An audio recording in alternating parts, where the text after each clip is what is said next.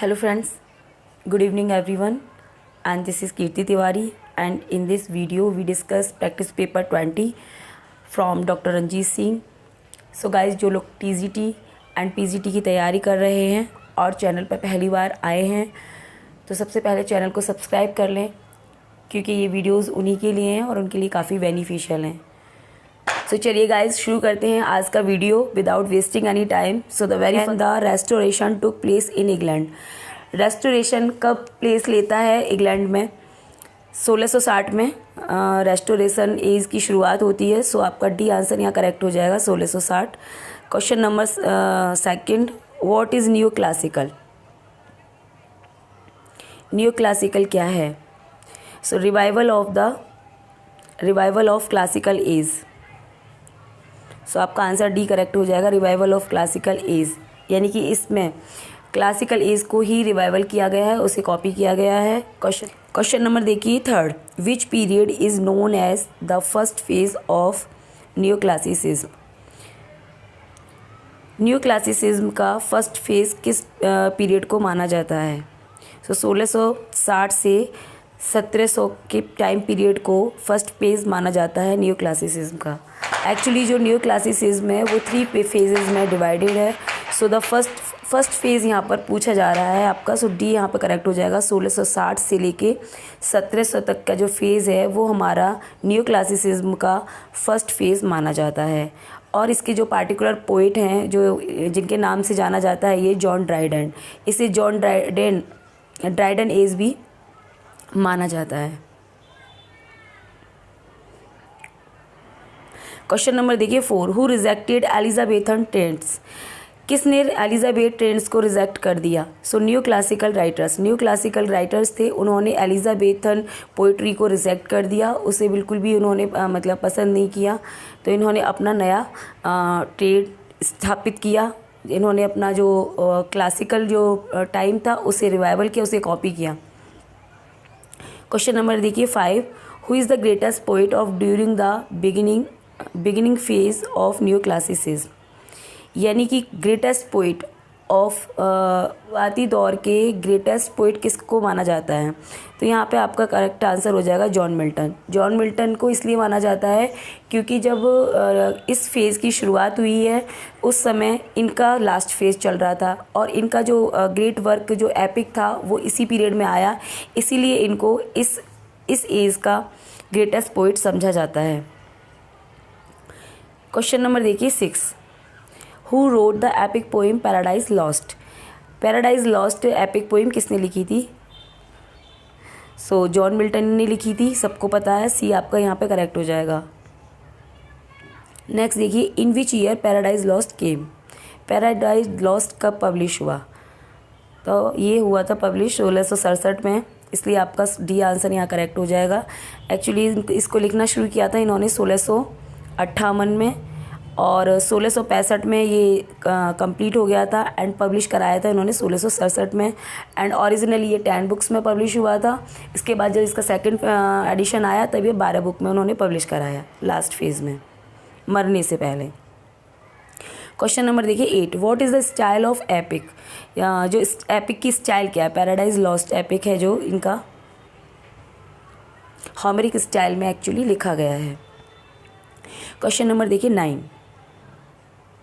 How many parts are there in Paradise Lost? How many parts से मतलब यानी कितनी बुक्स हैं इसके अंदर?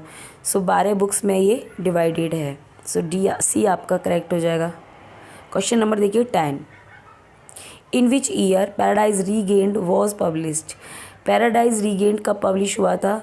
सो ये 1671 में पब्लिश हुआ था, तो आपका आंसर बी करेक्ट हो जाएगा यहाँ पे 1671। क्वेश्चन नंबर देखिए 11, what is the first extended written specimen of old English? So a code of laws promulgated by king Ethelbert. So आपका डी यहाँ पर करेक्ट हो जाएगा। नेक्स्ट देखिए question number 12, who succeeded Elizabeth first in 1603 establishing the Stuart dynasty? ठीक है, इनका success Elizabeth first का सक्सेसर कौन है? So James 6 of Scotland. जो स्कॉटलैंड के जेम्स राजा जो 6 थे वही एलिजाबेथ फर्स्ट के सक्सेसर माने जाते हैं और यहाँ पर उन्हें जेम्स फर्स्ट के नाम से जाना जाता है इंग्लैंड में।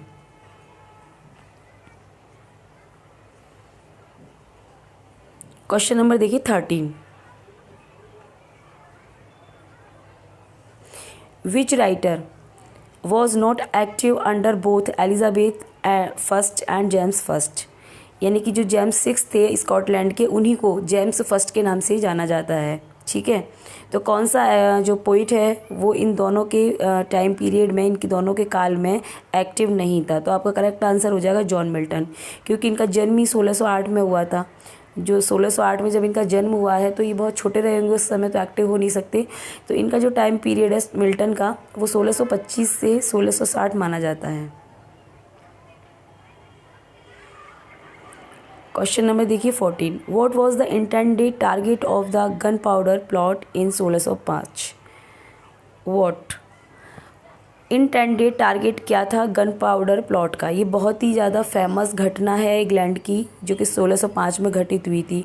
तो इसका जो टारगेट था वो था द हाउस ऑफ पार्लियामेंट। सो आपका आंसर सी करेक्ट हो जाएगा, the house of parliament. Question देखिए 15।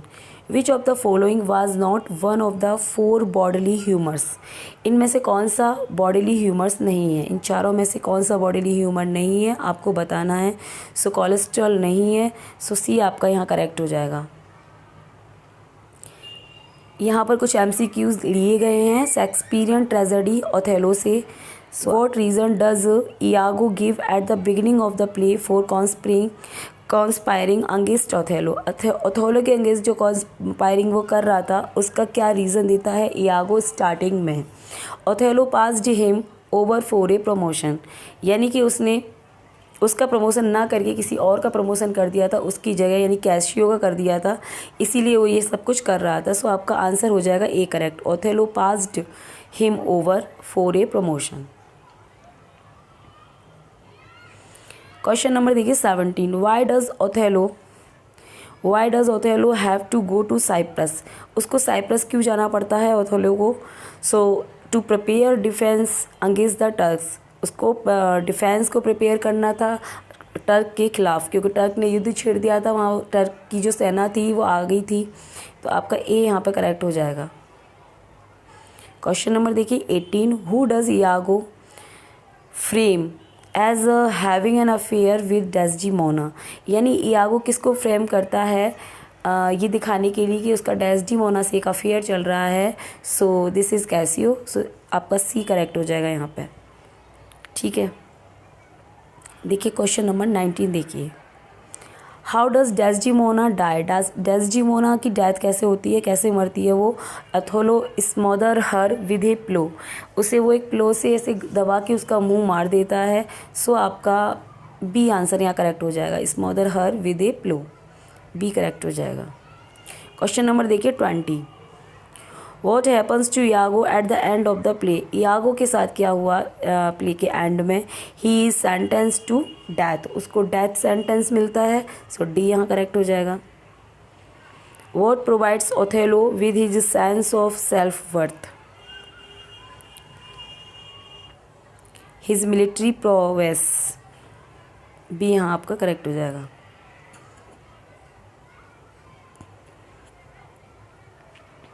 क्वेश्चन नंबर देखिए 22। How does the play present the experience of isolation? Isolation का एक्सपीरियंस दिखाया गया इस प्ले में, कैसे दिखाता है? एज डेंजरस एंड अनसस्टेनेबल, यानी कि ये डेंजरस होता है और अनसस्टेनेबल होता है आइसोलेशन एक्सपीरियंस। सो आपका यहाँ पर सी करेक्ट हो जाएगा। क्वेश्चन नंबर देखिए 23। What do the descriptions of Othello as an animal reveal? Question number 23।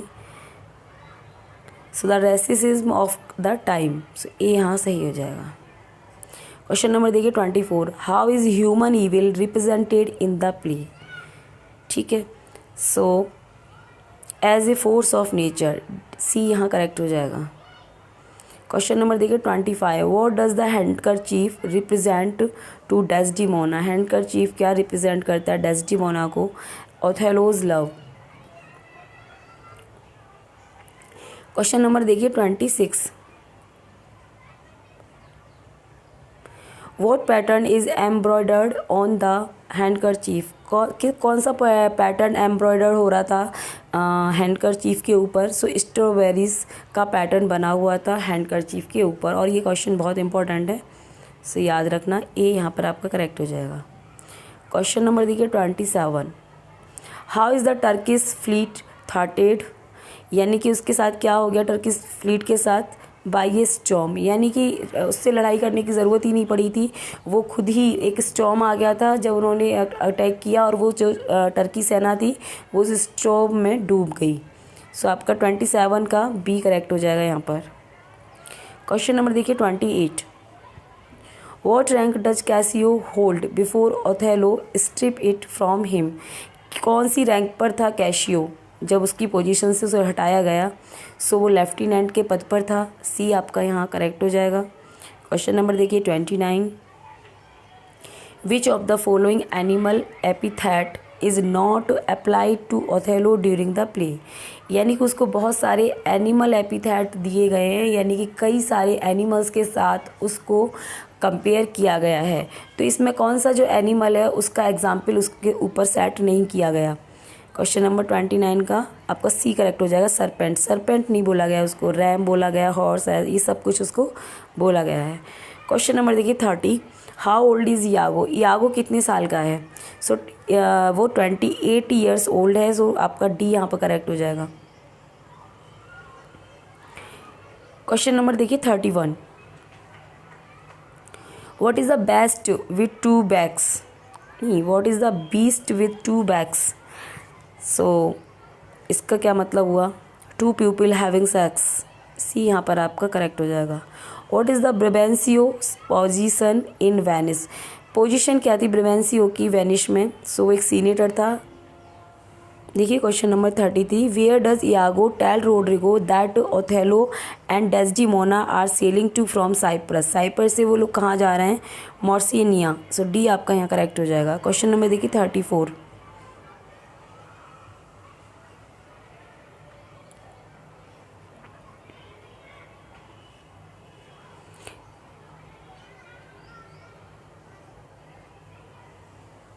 who made the handkerchief that Othello inherited from his mother, वो जो हैंडकरचीफ था जो उसे अपनी माँ से मिला था ओथेलो को, वो किसने बनाया था। सो सिबिल और फीमेल प्रोफेट, वो एक प्रोफेट थी फीमेल, उसने उसकी मदर को दिया था, ओथेलो की मदर को, और उसकी मदर ने ओथेलो को दिया था।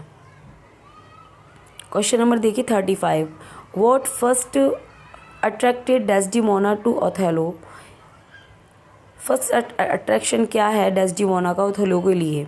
The stories he told about his past, उसकी जो एडवेंचर स्टोरीज थी वो उसको अट्रैक्ट करती हैं और उन्हें सुन सुनकर उससे प्यार हो जाता है। सो डी आपका यहाँ सही हो जाएगा। क्वेश्चन नंबर देखिए 36, what rank does Iago begrudgingly hold. So ensign, C आपका यहाँ करेक्ट हो जाएगा। क्वेश्चन नंबर देखिए 37,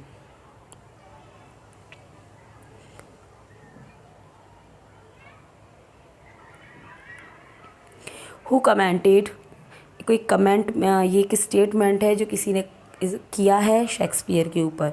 who commented on Shakespeare in the words I will conclude by saying of Shakespeare that with all his faults in comparison of those that are more finished and regular, as upon an ancient majestic piece of Gothic architecture compared with a neat modern buildings, the latter is more elegant and glaring, but the former is more strong and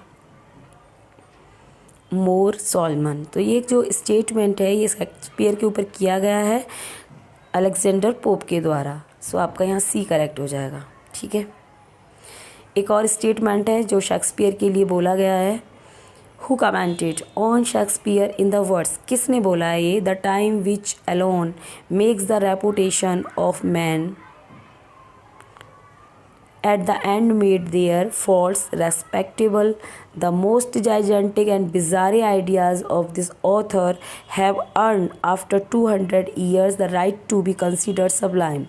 So doctor Samuel Johnson ने ये comment इनके ऊपर किया है, Shakespeare के ऊपर। Question number देखिए 39, who commented on Shakespeare in the words. यहाँ भी एक स्टेटमेंट उनके लिए बोला गया है, अच्छा सा कमेंट है। देखिए, perhaps it would not be easy to find any author except Homer के सिवाय, who invented so much as Shakespeare, जो इतना इन्वेंट कर सके जितना कि शेक्सपियर ने किया, who so much advance the studies which he cultivated or effuse so much nobility upon his age or country, the form, the characters, the language and the shows of the English drama are his. ये statement है और comment किया है बहुत अच्छे से doctor Samuel Johnson ने Shakespeare के ऊपर। सो आपका ए वाला ना करेक्ट हो जाएगा। क्वेश्चन नंबर देखिए 40,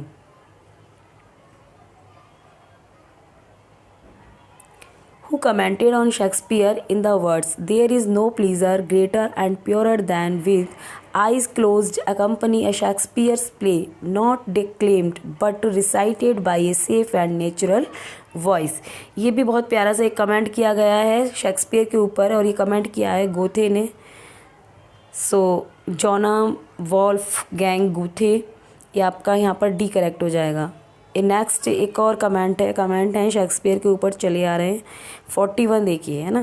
Prince Hamlet is suddenly facing the need for a great action imposed upon your soul that is unable to do it, he is beautiful being that succumb under the load, he can not distance it self without it, who commented, है ना। ये भी comment है एक, under the load, तो ये गूथे का comment है ये भी। सो आपका डी यहाँ पर करेक्ट हो जाएगा। क्वेश्चन नंबर देखिए 42, द पोएम माइकल पोएम है, आपको पता है ये विलियम वर्ड्सवर्थ की बहुत फेमस पोएम है। ये सेट है, इज सेट इन, कहाँ पर ये सेट की गई है। So Green Head Hill in Grasmere valley में ये सेट की गई है, तो आपका आंसर ए यहाँ पर करेक्ट हो जाएगा। क्वेश्चन नंबर देखिए 43, which poem is not included with Wordsworth Lucy poems. कौन सी पोएम वर्ड्सवर्थ की लूसी पोएम्स में इंक्लूडेड नहीं की गई है। Even though it is a poem that मैंसन्स a character name Lucy, जबकि इसमें जो करेक्टर है उसका नाम लूसी है ना। कहते हैं ना लूसी ग्रे, तो लूसी ग्रे जो एक पोएम है विलियम वर्ड्सवर्थ की, उसमें ऐसा लगता है कि ये भी वर्ड्सवर्थ की एक लूसी पोएम होगी, बट ऐसा नहीं है। ये लूसी पोएम्स का जो कलेक्शन है उसमें ये शामिल नहीं है, उसमें अदर 5 पोएम्स हैं, पर ये लूसी ग्रे नहीं है, तो आपका आंसर बी यहाँ पर करेक्ट हो जाएगा, लूसी ग्रे। ठीक है, अच्छा 44 देखिए, क्वेश्चन नंबर 44, काफ़ी बड़े से लंबे लेंदी कमेंट करे गए हैं। Who believed that Lucy grey was a beautiful success. कौन ऐसा बिलीव मानता है कि जो लूसी ग्रे है वो एक ब्यूटीफुल सक्सेस थी।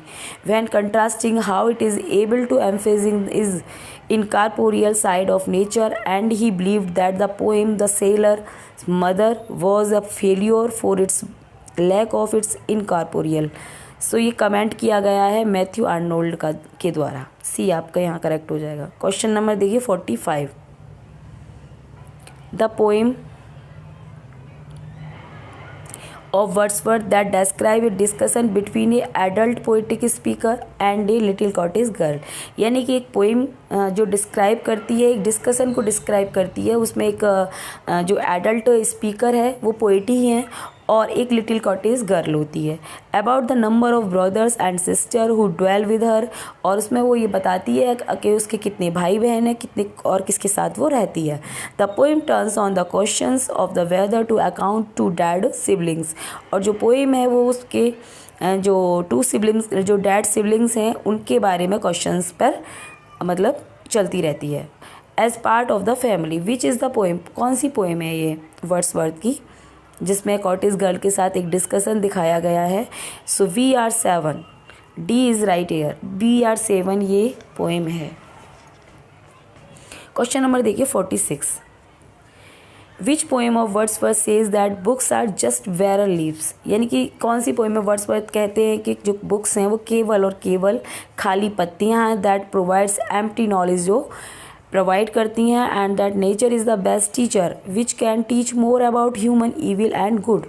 यानी कि वो तो जो बुक्स हैं वो बैरन लीव्स हैं, एम्प्टी नॉलेज प्रोवाइड करती हैं, और जो बेस्ट टीचर है वो नेचर है। तो ये स्टेटमेंट उन्होंने अपनी पोएम किसकी में है, ये द टेबल टर्न। सो सी यहाँ पे आपका करेक्ट हो जाएगा।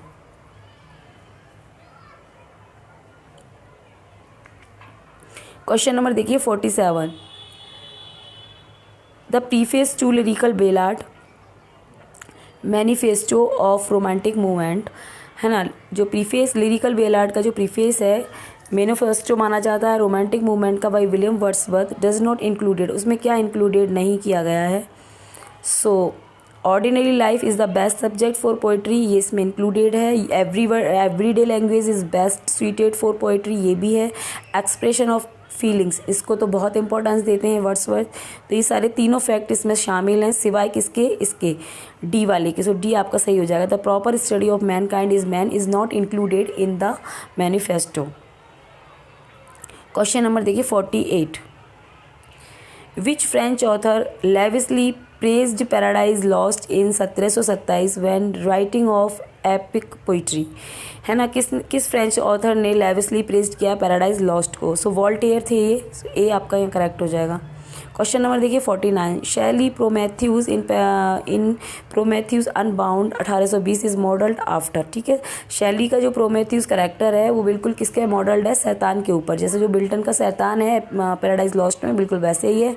सो ए आपका यहाँ पर करेक्ट हो जाएगा। क्वेश्चन नंबर देखिए 50, who complained that Milton epic verse lacked earnest feeling, was stiff and tortuous, and was so inflexible and that it discouraged imitations। यहाँ किसने जो मिल्टन का जो एपिक है उसको उसमें अर्नेस्ट फीलिंग की कमी बताई है, किसने बताई है, टी.एस. एलियट ने। सो आपका बी यहाँ करेक्ट हो जाएगा। क्वेश्चन नंबर देखिए 51, in which of his work Milton contend that the basis of marriage is compatibility if the partners are no longer compatible, he argues the marriage is in effect dissolved। so question number जो 51 है यहाँ पर वो बात कर रहे हैं the doctrine and discipline of diverse की। सो आपका ए करेक्ट हो जाएगा। इसमें उन्होंने ये इनके डाइवर्स टेक्स्ट थे जिसमें उन्होंने डाइवर्स के बारे में आर्ग्यूमेंट किया है। क्वेश्चन नंबर देखिए 52, the following lines are taken from O dark dark dark amid the blaze of noon irrecoverably dark total eclipse without all hope of day। Samson Agonistes से ये लाइन्स ली गई हैं जो कि इनका आया था 1671 में। क्वेश्चन नंबर देखिए 53, you move the most contemptible thing under the sun, you are the thing that pales the weak kicks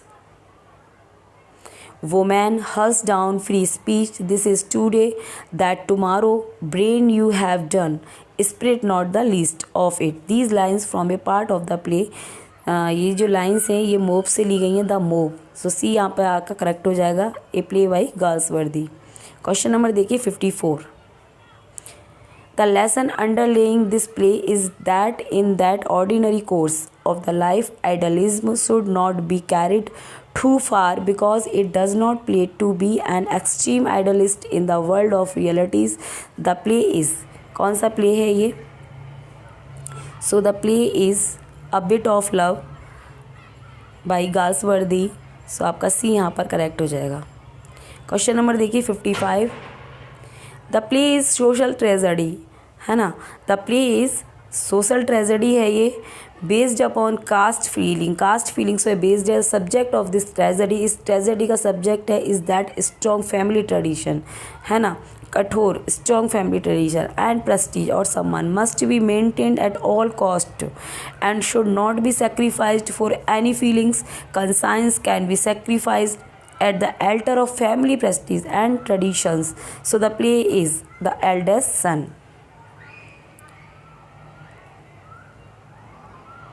question number देखिए eldest son play by Galsworthy, A आपका यहाँ करेक्ट हो जाएगा।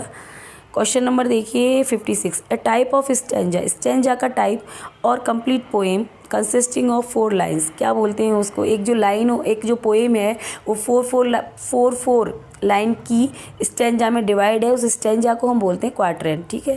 क्वार्ट्रेन 4 लाइन का होता है। Question number देखिए 57, A method of proving the falsity of a premise by showing that its logical consequence is absurd or contradictory. So reductio ad absurdum, ये आपका यहाँ पे करेक्ट हो जाएगा। क्वेश्चन नंबर देखिए 58, a name given to someone or something that is not their or its real or official name, ठीक है। सो सोब्रीक्वेट हो जाएगा आपका, ये यहाँ पे करेक्ट हो जाएगा। नेक्स्ट देखिए question number 59, a form of arguing की form in which two statement, जिसमें दो स्टेटमेंट होते हैं, are use to prove that a third statement is true, और उन दोनों स्टेटमेंट को सही प्रूव करने के लिए एक थर्ड स्टेटमेंट और बताना पड़ता है जो कि सत्य होता है। For example, all humans are mortal, सभी ह्यूमन्स कैसे हैं, नाशवान हैं। आई एम ए ह्यूमन, तो मैं ह्यूमन हूँ, तो मैं भी क्या हुआ, नाशवान हुआ। तो ये दो स्टेटमेंट को बताने के लिए एक तीसरा और बोलना पड़ा, all humans are mortal, I am a human, therefore I am mortal, इसीलिए मैं भी नाशवान हूँ। इतना बताना पड़ा, तो सिलोगिज्म हो जाएगा आपका, बी करेक्ट हो जाएगा यहाँ पे। क्वेश्चन नंबर देखिए 60, नीडलेस रेपिटेशन, ठीक है, नीडलेस रिपीटेशन, जिसकी ज़रूरत नहीं है, बेकार में ज़बरदस्ती, ऑफ एन आइडिया, किसी भी आइडिया, स्टेटमेंट और वर्ड की नीडलेस रिपीटेशन हो रही है, generally consider to be a fault of style, they arrived one after the other in succession. तो यहाँ आपका टोटोलॉजी हो जाएगा, सो डी करेक्ट हो जाएगा। इसमें क्या होता है, नीडलेस रिपीटेशन किया जाता है, ठीक है। क्वेश्चन नंबर देखिए 61, the meaning of meaning 1923, principles of literary criticism 1924, practical criticism 1929 and the philosophy of rhetoric 1936 are popular works of, ठीक है। ये किसी पार्टिकुलर ऑथर के वर्क हैं पॉपुलर, जो कि इस एज में आए हैं। सो ये किसके हैं, ये वर्क हैं आपके आई ए रिचार्ड के, सो आपका ए करेक्ट हो जाएगा यहाँ पे।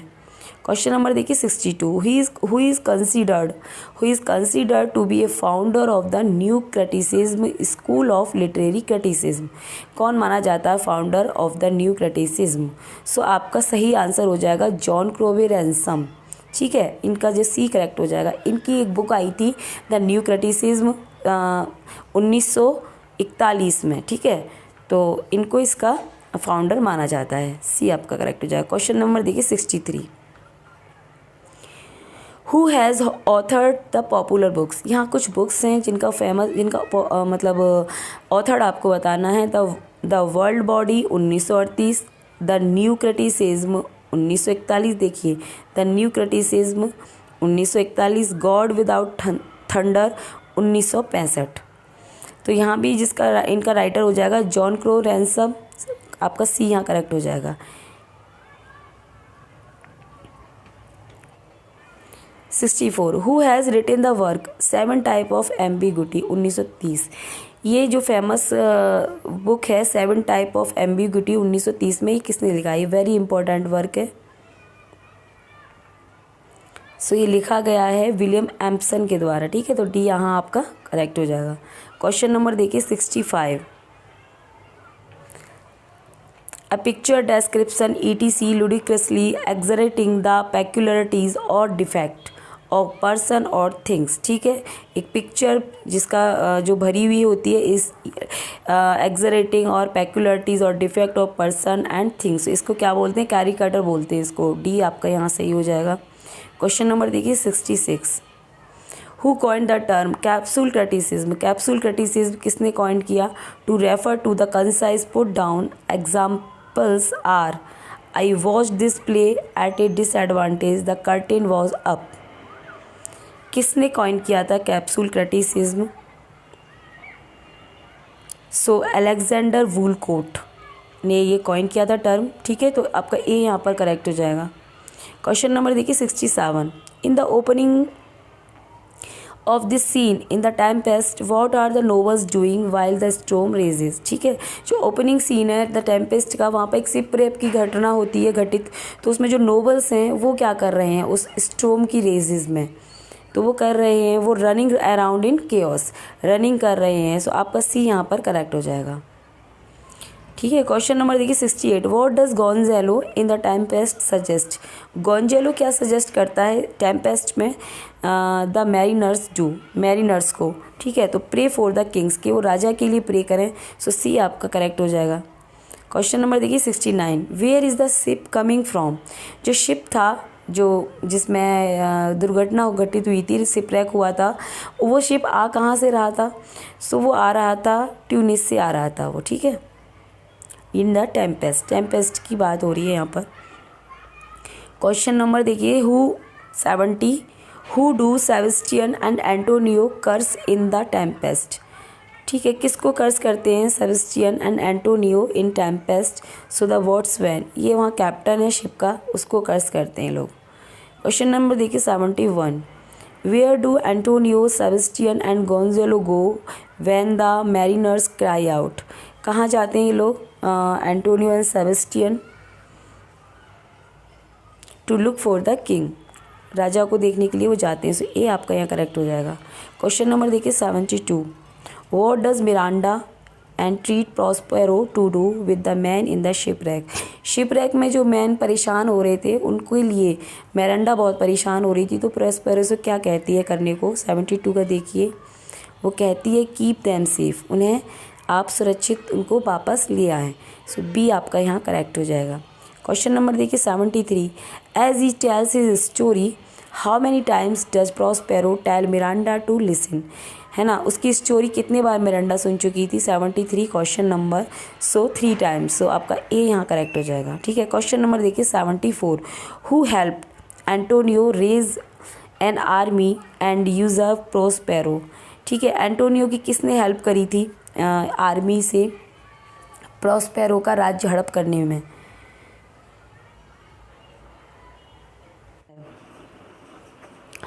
सो आपका आंसर हो जाएगा यहाँ पे the king of Naples help करता है एंटोनियो की, है ना, उसका राज्य हड़प करने में।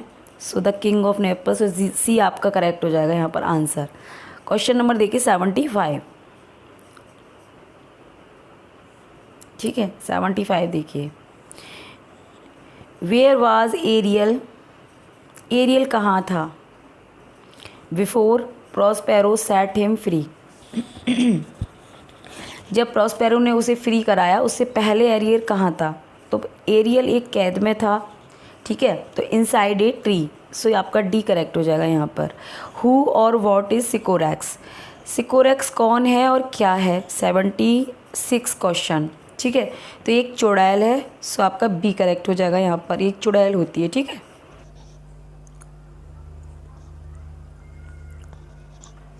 The following MCQs 77 to 95 are from Shakespearean comedy Much Ado About Nothing. So देखिए 77 question number, which character is sad at the end of the play. At the end of the play कौन सा character sad रहता है यहाँ पर। सो don Pedro, ए यहाँ पर आपका करेक्ट हो जाएगा। क्वेश्चन नंबर देखिए 78, What makes Claudio realize that he wrongly accused hero। Question number 78 में देखिए कि क्लॉडियो को क्या रियलाइज़ करवाता है कि उसने हीरो पर गलत इल्ज़ाम लगाया। So Borachio confession of Don John plot realised him, यानी कि बोरेशियो ने जब कन्फेस किया कि जो सारा कुछ किया धरा डॉन जॉन का था, तब उसको बहुत ज़्यादा गिल्ट फील होता है कि उसने बहुत गलत किया हीरो के साथ। सो आपका डी यहाँ पर सही हो जाएगा। क्वेश्चन नंबर देखिए 79, when was this play probably first perform. ये प्ले कब परफॉर्म हुआ था पहली बार। सो 1599 में। डी आपका यहाँ करेक्ट हो जाएगा। क्वेश्चन नंबर देखिए 80, how do Don Pedro and Claudio make Benedick fall in love with Beatrice. यानी कि कैसे डॉन पेड्रो और क्लॉडियो बेनेडिक्ट को बिट्राइस के साथ प्यार में पड़वाते हैं। तो वो एक प्लॉट करते हैं मैं मार्गरेट के साथ कि मार्गरेट कुछ इस तरह की क्वेश्चनिंग करेगी हीरो के साथ, सॉरी बिट्राइस के साथ, कि बेनेडिक्ट को यकीन हो जाए कि वो उससे प्यार करती है। मच एडो अबाउट नथिंग की एक्चुअली समरी मैंने डाली हुई है चैनल पर, तो अगर आप लोगों को देखनी हो तो देख लेना, उसमें सारी चीज़ें क्लियर हो जाएंगी आपको सुनने के बाद। तो एक्चुअली मार्गरेट है ना बिट्राइस से सारी बातें ये पूछती है और छुपके है ना ये लोग दोनों क्लोडियो और डॉन पेड्रो उसको सुनवाते हैं। तब उसको यकीन हो जाता है कि बिट्राइस उससे प्यार करती है। So they have him overhear their conversation in which they assert that she is in love with him. So B यहाँ पे आपका करेक्ट हो जाएगा। क्वेश्चन नंबर देखिए 81। Have Beatrice and Benedick courted before. ठीक है, so yes but Benedick left her. So A आपका यहाँ पर करेक्ट हो जाएगा। क्वेश्चन नंबर देखिए 82। Why is it necessary for Hero to seem to die. Hero के लिए जो मरने का नाटक करना ज़रूरी क्यों था। ठीक है, जब उसे वो शादी के अल्टर पे मना कर देता है ना क्लोडियो कि मुझे शादी तुमसे नहीं कर रही है तुम, और उस पर कुछ चरित्र होने का इल्ज़ाम लगाता है, तो हीरो क्या करती है, एक नाटक करती है मरने का। तो वो क्यों करती है, क्योंकि हर रेपुटेशन हैज़ बीन पब्लिकली टर्निस्ड। उसकी जो रेपुटेशन थी वो पब्लिक में ख़राब हो गई थी क्योंकि उसने भरी सभा में ये सब कुछ किया था। क्वेश्चन नंबर देखिए 83। What term best describe Dogberry's verbal comedy. कौन सा टर्म डॉगबेरी की बर्बल कॉमेडी को बेस्ट डिस्क्राइब करता है। सो मैलाप्रोप्रिज्म। ठीक है, सो बी यहाँ आपका करेक्ट हो जाएगा। ये बहुत इंपॉर्टेंट क्वेश्चन है। क्वेश्चन नंबर देखिए 84। What is Balthasar song in act second scene third about. Balthasar कौन सा गाना गाता है एक्ट सेकेंड के सीन थर्ड में। So the infidelity of man. So ये आपका यहाँ पे करेक्ट हो जाएगा।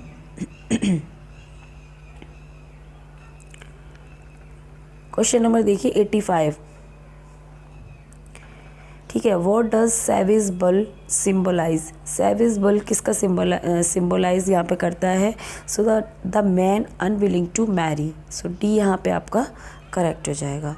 क्वेश्चन नंबर देखिए 86। Who is the most socially powerful person in the play. यानी प्ले के अंदर मोस्ट पावरफुल सोशल पर्सन कौन सा है। सो डॉन पेड्रो हो जाएगा क्योंकि ये प्रिंस ऑफ एरागोन है। सो ये पावरफुल पर्सन है। क्वेश्चन नंबर 87 देखिए। In the absence of credible evidence to the contrary who must be viewed as the author of Shakespeare's plays. So the William Shakespeare खुद है यहाँ पर। डी ऑप्शन आपका यहाँ करेक्ट हो जाएगा। है ना। नेक्स्ट है यहाँ पर क्वेश्चन नंबर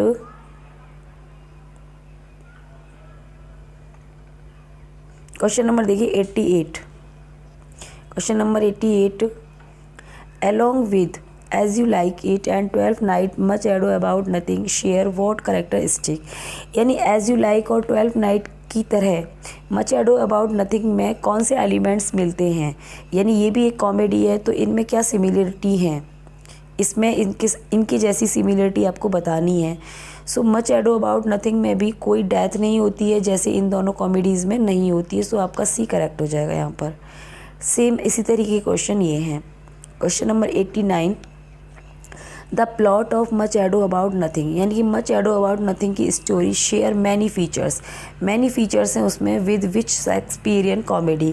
कौन सी शेक्सपियरियन कॉमेडी से मिलते जुलते फीचर्स हैं उसमें। सो द विंटर्स टेल यहाँ पर आपका करेक्ट हो जाएगा। ए सही है।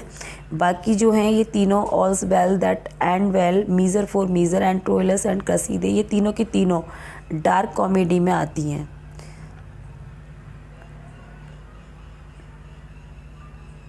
ठीक है, सो द विंटर्स टेल आपका करेक्ट आंसर हो जाएगा। क्वेश्चन नंबर देखिए 90। Question number 90। The plot of much Ado About nothing also shares significant elements with which Shakespearean tragedy. अच्छा, कुछ एलिमेंट इसमें ट्रेजेडी के भी मिलते हैं, तो कौन सी शेक्सपियरियन ट्रेजेडी है वो। सो वो रोमियो एंड जूलियट है। सो बी आपका यहाँ करेक्ट हो जाएगा। क्वेश्चन नंबर देखिए 91। The courtship between which two characters makes Much Ado About Nothing so memorable. यानी कि जो दो करेक्टर्स हैं यहाँ पर मच एडो अबाउट नथिंग के अंदर, उनमें जो इस प्ले को मेमोरेबल बनाते हैं वो दोनों कौन से हैं। सो बेनेडिक्ट एंड बिट्राइस ये मोस्ट इम्पॉर्टेंट करेक्टर हैं और वो मोस्ट फेमस करेक्टर हैं इस प्ले के। इन्हीं दोनों की वजह से ये प्ले बहुत ज़्यादा फेमस हुआ था और इन्हीं से क्वेश्चन भी इन्हीं दोनों पर आता है। हीरो पर भी आता है लेकिन इनका ज़्यादा आता है। क्वेश्चन नंबर देखिए 92,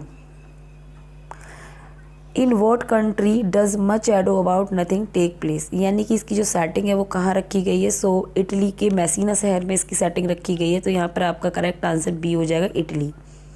ठीक है, क्वेश्चन नंबर देखिए next 93, at the start of the play की शुरुआत में Leonardo is preparing to welcome home his friends from, यानी कि स्टार्टिंग में लियोनार्डो यहाँ प्रिपेयरिंग करता हुआ दिखाई देता है। कुछ उसके फ्रेंड्स आ रहे होते हैं, तो वो फ्रेंड कहाँ से आ रहे थे, वार से, पेरिस से, स्कूल से या हनीमून से।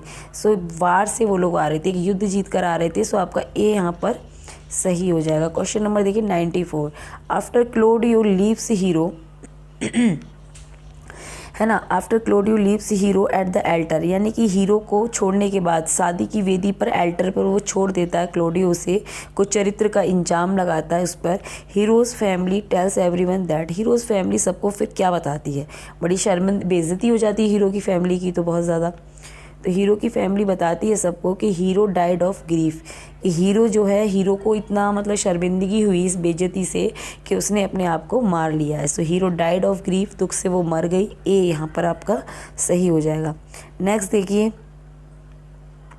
Question number 95, who are the local head of police, यानी लोकल जो कांस्टेबल हैं या पुलिस के वो कौन हैं। सो डॉगवेरी एंड वर्जिस, ये दोनों पुलिस कांस्टेबल हैं। सो डी आपका यहाँ करेक्ट हो जाएगा। क्वेश्चन नंबर देखिए next 96, eight the end of the play how many couples get married in total, यानी कि प्ले के लास्ट में किन 2 कपल्स की शादी होती है। सो वो 2 कपल्स थे, एक तो क्लोडियो और हीरो, एंड सेकंड जो कपल है वो है हमारा बेनेडिक्ट एंड बिट्राइस।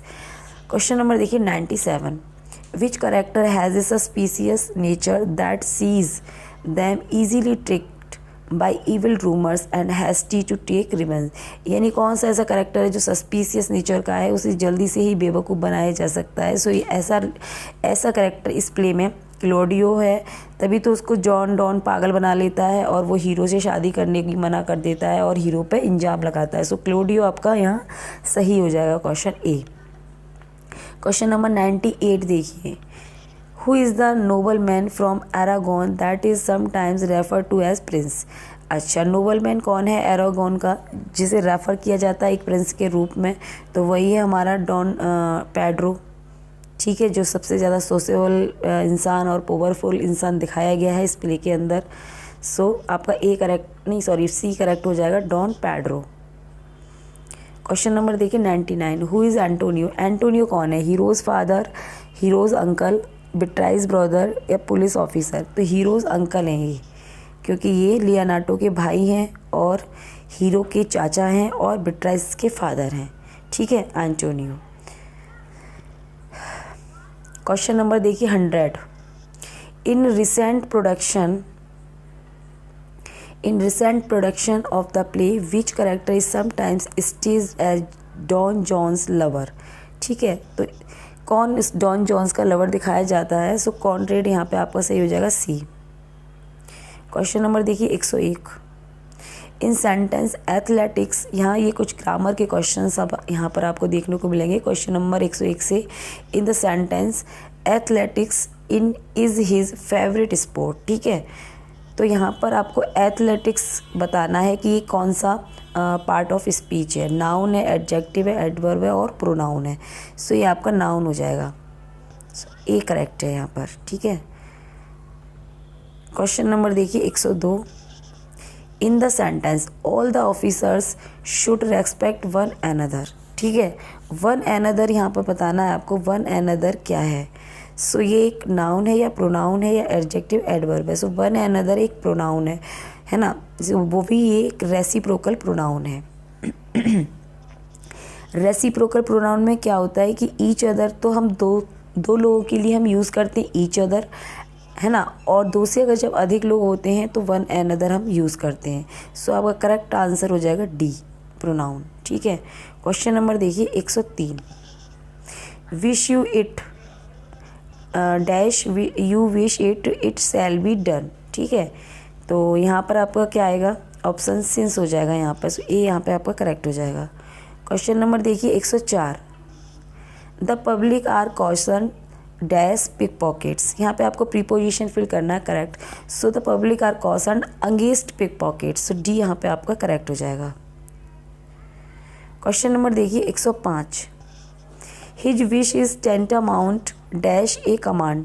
सो यहाँ पर टू हो जाएगा, यहाँ पे है ना his preposition. His wish is tantamount to a command. To tantamount is followed by to. Question number देखिए 106, Volpone fell a victim dash his own greed. So यहाँ पे आपका प्रीपोजिशन टू सही हो जाएगा। सो ए सही है। क्वेश्चन नंबर नेक्स्ट देखिए 107, she is ignorant dash what she pretends know. TCT 13 में आया हुआ है ये क्वेश्चन। सो यहाँ पे आपका जो सही प्रीपोजिशन है वो ऑफ आएगा। So B is right here. Question number देखिए 108, one who does not mix freely with others. यानी कि जो दूसरों के साथ फ्रीली मिक्स नहीं होता वो कैसा होगा, अनसोसिएबल होगा। So D is right here. Question number देखिए 109, women whose husband is dead, है ना, जिसका ऐसी वुमेन जिसका हस्बैंड डैड मतलब मर जाता है उसको क्या बोलते हैं, विडो। सो सी यहाँ पर आपका सही हो गया, ठीक है। क्वेश्चन नंबर देखिए 110, a person who is above 100 years, यानी कि जो 100 साल से ज़्यादा है जिसकी एज, उसको सेंटेनेरियन हम उसको बोलेंगे। सो यहाँ पे ए ठीक हो जाएगा, ठीक है। क्वेश्चन नंबर देखिए डायरेक्शन 111 से 117, find the incorrect one word for the explanation. ठीक है, आपको जो इनकरेक्ट यहाँ पे है ना 4 सेट दे रखे वन वर्ड के, यहाँ पे आपको एक इनकरेक्ट है, उसको पहचानना इनकरेक्ट कौन सा है। ठीक है, सो किलिंग ऑफ वन सेल्फ, खुद को मारना, ये तो सभी को पता ही है, बहुत ईजी है, तो ये ठीक है, यहाँ पर इसमें कोई गलती नहीं, सुसाइड। और किलिंग ऑफ वंस वाइफ, तो यहाँ पर अपनी वाइफ को मारना, वाइफ की हत्या को यूजोरिसाइड कहते हैं, और पर यहाँ पर ना स्पेलिंग्स की एरर है। सो आपका ये जो आंसर है इनकरेक्ट जो वन वर्ड है वो आपका बी हो जाएगा। ठीक है, बाकी सब सही है। मैनिया फॉर राइटिंग, ग्राफोमैनिया होता है, mania for sexual desire in female, और निम्फोमैनिया होता है। सो आपका बी आंसर हो जाएगा करेक्ट। क्वेश्चन नंबर देखिए 112, mania delusion that one has become great, become God, यानी कि किसी इंसान को ये भ्रम होना या पागलपन होना इस चीज़ का कि वो भगवान है, उसको कहते हैं थियोमैनिया, यानी भगवान होने का मतलब सनक या पागलपन। क्वेश्चन नंबर देखिए यहाँ पर, sorry, medical examination of the dead body, इसको पोस्टमार्टम कहेंगे। ठीक है, तो यानी कि यहाँ पर जो आपका ये थियोमेनिया था, यहाँ कोई प्रॉब्लम नहीं है, ये सही था, करेक्ट था। पोस्टमार्टम भी यहाँ पर करेक्ट है। हमें एरर पार्ट देखना है ना। तो मेडिसिन विच लेसन पेन, ऐसी मेडिसिन जो पेन को लेसन करती है उसको क्या कहते हैं, रिनोडाइन। तो यहाँ पर ये आपका गलत है, उसको रिनोडाइन नहीं कहते, एनोडाइन कहते हैं। Question 4, member of band of rover, so उसको ब्राइगेंड का, ये सही है आपका। ठीक है, सारे सही हैं सिवाय इसके। नेक्स्ट देखिए क्वेश्चन नंबर 113, मॉर्निंग प्रेयर को क्या कहते हैं, मैटिन कहते हैं। ठीक है, one who has suddenly gain new wealth, यानी कि जिसको अचानक से नया धन मिलता है उसको क्या कहते हैं, सरवेन्यू। तो आपका यही गलत है, सरवेन्यू नहीं कहते, उसको परवेन्यू कहते हैं। बाकी ये दोनों सही हैं। One who has unreasoning enthusiasm for glorification of one's country, chauvinism. One who hates knowledge and learning, misologist होता है वो जो नॉलेज एंड लर्निंग से हेट करता है, ऐसा व्यक्ति, उसको क्या बोलते हैं, मिसोलॉजिस्ट।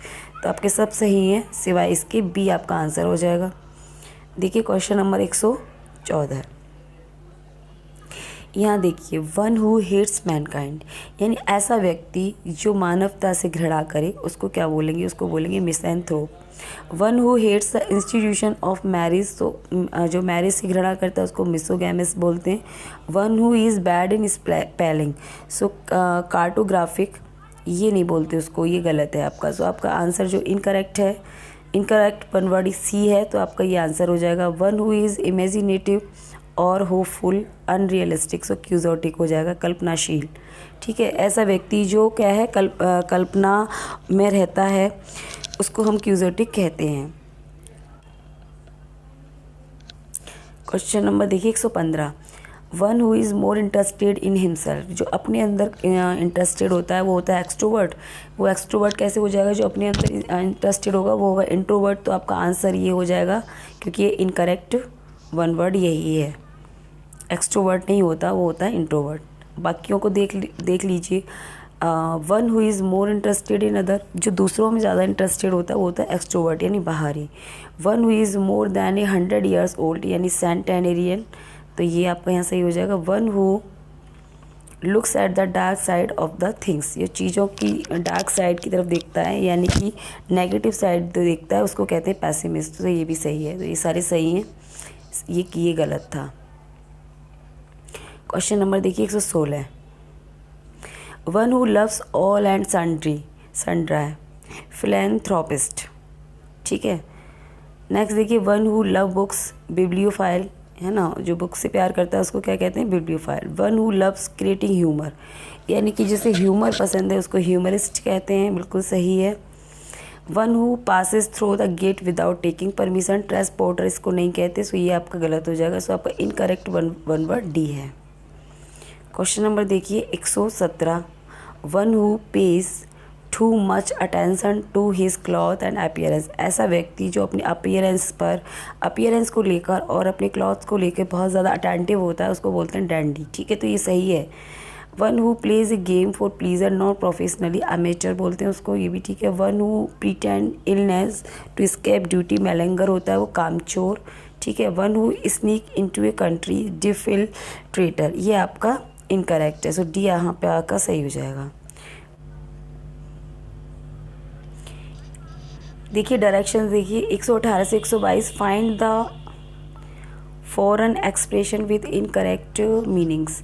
यहाँ पर कुछ फॉरेन एक्सप्रेशन दे रखे हैं जिसमें से ना 4 सेट हैं, जिसमें से एक मीनिंग गलत है, बाकी सही है। सो क्वेश्चन नंबर देखिए 118, आपको इसमें से इनकरेक्ट देखना है। कन्नोइजर और डिसर्निंग जज, यानी कि कन्नोइजर का मतलब होता है पारखी, तो यहाँ ये सही है, कोई प्रॉब्लम नहीं है। Coup d'etat, sudden overthrow of a government, ये भी सही है। Coup de theatre, theatrical trick और अनएक्सपेक्टेड इवेंट, ये भी सही है, तो ये तीनों सही हैं। Coup de grace a death warrant, ये आपका इनकरेक्ट है, तो आपका आंसर क्या हो जाएगा, ये इनकरेक्ट ही तो देखना है इन सब में। ठीक है, ऐसे ही 4 सेट यहाँ दे रखे हैं। यहाँ पर देख रखा है आपका क्राई दे कोर, हार्ट फेल्ट अपील, ये सही है आपका। कैरिकुलम विटे CV रिज्यूम होता है, ये भी सही है। कैरिकुलम वेट, ये रिज्यूम। ठीक है, cuisine the kind of cooking produced, है ना, एक प्रकार की जो है कुकिंग पाक कला से संबंधित होता है क्यूजिन। कैरिकुलम यहाँ पे CV हो गया हमारा, क्राई दे कोर यहाँ पे हार्ट फेल्ट अपील हो गया, तो ये तीनों जो हैं ठीक है, इनमें कोई प्रॉब्लम है नहीं है। यहाँ जो इनकरेक्ट है वो है कैजर ऑटोक्रेटिक टीचर, सो आपका डी आंसर हो जाएगा यहाँ पे। क्वेश्चन नंबर देखिए 120, debut first appearance as a performer, यानी डिबट होता है, डिबट का मतलब होता है शुरुआत किसी भी चीज़ की। डिफेक्टो का मतलब होता है इनफैक्ट। डिक्टम होता है कोई निर्णय, है ना, कोई निर्णय या कोई सेइंग या जजमेंट, तो ये तीनों सही है यहाँ पे। Divide and impera, divide and eat, ये आपका इनकरेक्ट है, तो ये आपका यहाँ सही हो जाएगा। देखिए question number 121, dramatis personae, characters in drama, बिल्कुल सही है यहाँ। फ्लैग्रेंटे, डायलेक्टो, इनफैक्ट, ये ही आपका गलत है, यानी कि मिसमैच्ड है, सो आपका आंसर तो यहाँ बी हो जाएगा। बाकी ये दोनों जनरे तो आपको पता ही है, काइंड होती है, जॉनरा बोलते हैं ना, जैसे काइंड किसी लिटरेचर की काइंड होते हैं, जैसे नोवेल, ड्रामा वगैरह ऐसे। सो ब्रांच ऑफ लिटरेचर। हैकू आपको पता ही है, 17 सिलेबल एक पोएम होती है, तो वो हैकू होती है, तो आपका आंसर बी हो जाएगा यहाँ पे। नेक्स्ट देखिए यहाँ पे क्वेश्चन नंबर देखिए 122, होइप्लोई द कॉमन पीपल, ठीक है, तो ये सही है। ह्यूब्रिस होता है, ये ग्रीक वर्ड है ह्यूब्रिस, जिसका मतलब होता है प्राइड, एरोगेंस, यानी कि घमंड, घमंड होता है। Ibidem in the following book, labour, omnia, vincit. Labour conquers all, तो ये भी आपका सही है ना, लेबर ओमनिया विंस इट, यानी कि लेबर जो होती है सबको जीत लेती है। तो यहाँ पे ये आपके तीनों सही हैं। आपका जो गलत है वो सी वाला है, ये इन द फॉलोइंग बुक, ये गलत है आपका। क्वेश्चन नंबर देखिए 123, which of the following is not a synonym to the given word aback. Aback का सिनोनियम इसमें से कौन सा नहीं है? सो आपका ऑन वर्ड नहीं है इसका, सो डी आपका यहाँ करेक्ट हो जाएगा, बाकी सब इसकी सिनोनियम है। क्वेश्चन नंबर देखिए 124, which of the following is not synonym to the given word abominable. So इसका जो सिनोनियम है वो लवेबल नहीं है, सो डी आपका यहाँ पर करेक्ट हो जाएगा। नेक्स्ट देखिए question number 125 and the last question of this paper, which of the following is not a synonym to the given verb bustard। so slowness इसका synonym नहीं है, so आपका D यहाँ पे करेक्ट हो जाएगा। so guys ये थे हमारे 125 क्वेश्चंस जो हमने आज कंप्लीट कर लिए, और इसके साथ ही हमारा ये प्रैक्टिस पेपर 20 कंप्लीट हो गया है। करें, thanks for watching this video, thank you so much. Please like my video and don't forget to share and subscribe my channel and make sure you press the bell icon. Thanks for watching.